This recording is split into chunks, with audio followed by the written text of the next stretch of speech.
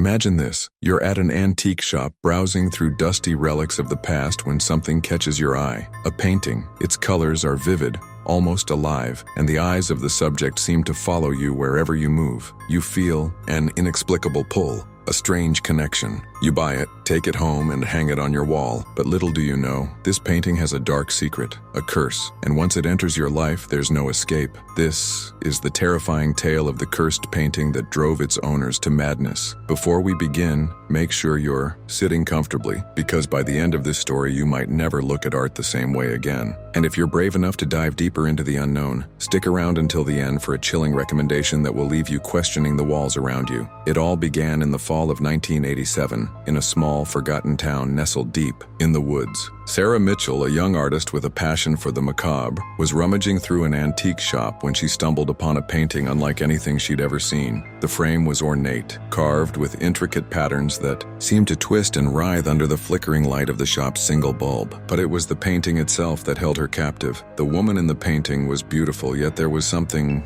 off about her. Her eyes seemed to glow with an otherworldly light, and her lips were curled into a faint, almost mocking smile. Sarah couldn't explain it, but she felt an overwhelming urge to take the painting home. The shopkeeper, an elderly man with a hunched back and a voice like gravel, warned her against it. That painting, it's not meant to be owned. It brings nothing but misery to those who keep it. But Sarah didn't listen. She was drawn to the painting, almost as if it were calling to her. She handed over the money, took the painting, and left the shop without a second thought. Little did she know, she had just invited a nightmare into her life. At first, everything seemed normal. Sarah hung the painting in her living room, where it became the centerpiece of her small apartment. But soon, strange things began to happen. She would wake up in the middle of the night convinced that someone was watching her. The air around the painting felt heavy, almost suffocating, and the woman's eyes seemed to follow her wherever she went. Then came the whispers. At first, they were so faint that Sarah thought she was imagining them, but as the days passed, they grew louder, more insistent. They spoke in a language she couldn't understand, but the tone was unmistakable.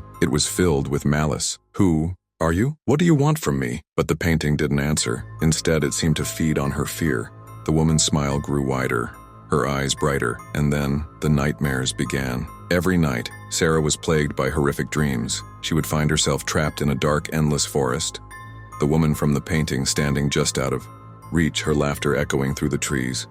No matter how fast Sarah ran, she could never escape, and when she woke up, she would find herself standing in front of the painting, her hands pressed against the canvas as if trying to push her way in. Sarah's mental state began to deteriorate. She stopped eating, stopped sleeping. Her once vibrant artwork became dark and twisted, filled with images of the woman from the painting. Her friends grew concerned, but whenever they tried to intervene, Sarah would become hysterical, screaming at them to leave her alone. "Sarah, this thing is destroying. You let me get rid of it. No, you don't understand. She needs me. She's chosen me." But the truth was far more sinister. The painting wasn't just haunting Sarah, it was consuming her, and soon, it would claim its next victim. On the final night, Sarah's neighbors reported hearing screams coming from her apartment. When the police arrived, they found the door unlocked and the apartment in shambles.